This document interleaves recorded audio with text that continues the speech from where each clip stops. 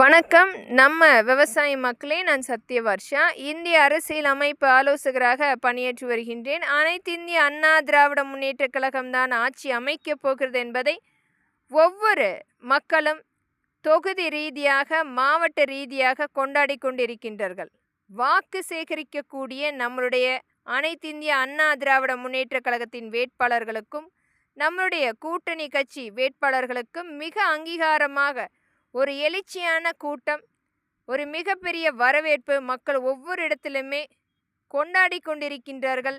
ஆட்சி மாறப்போகிறது என்பதற்காக ஒரு நம்பிக்கையுடன் நடந்த அநீதி மிகப்பெரிய அளவில் கட்ட பஞ்சாயத்து வைத்து, அதிலும் இந்த காவல்துறை அஃபிஷியலாக ரவுடிசம் மட்டுமே மக்களை அச்சுறுத்தி கொண்டிருந்தது.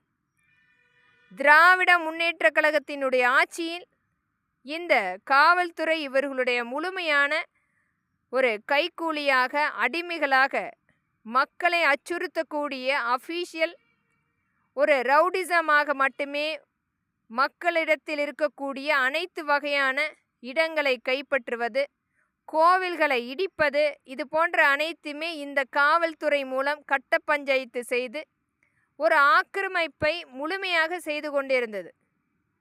பெண்களையும் குழந்தைகளையும் அச்சுறுத்தக்கூடிய ஒரு மிகப்பெரிய அளவில் கற்பழிப்பு நடந்து கொண்டிருந்தது. அதற்கு கூட துணை நின்ற இந்த காவல் நிலையம், காவல் அதிகாரிகள், அண்ணா பல்கலைக்கழகத்தில் நடந்த அந்த மாணவிக்கு நடந்த அநீதி இந்த உதயநிதிதான் என்று தெரிந்தும் கூட இன்னும் வாய் திறக்காத ஊடகங்கள் மற்றும் அரசியல் அமைப்பு அனைத்துமே சட்ட ரீதியாக அனைத்து இந்திய அண்ணா திராவிட முன்னேற்ற கழகம் ஆட்சி அமைக்கும் போது முழுமையாக இதற்குரிய கடுமையாக நடவடிக்கை எடுக்கப்படும்.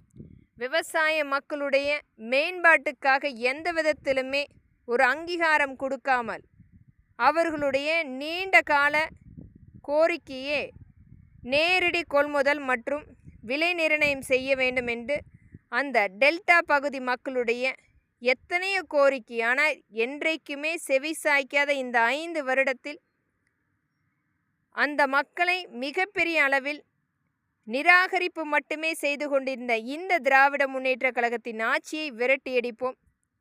அனைத்து இந்திய அண்ணா திராவிட முன்னேற்ற கழகம் ஆட்சி அமைக்கும் போது அம்மக்கள் கேட்ட விலை நிர்ணய பட்டியல் மற்றும் நேரடி கொள்முதல் முழுமையாக கொண்டு வந்து செயலாற்றப்படும்.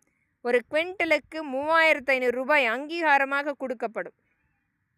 மற்றும் கரும்பு உற்பத்தி செய்கின்ற அந்த விளைச்சலுக்கு ஒரு டன்னுக்கு 4500 ரூபாய்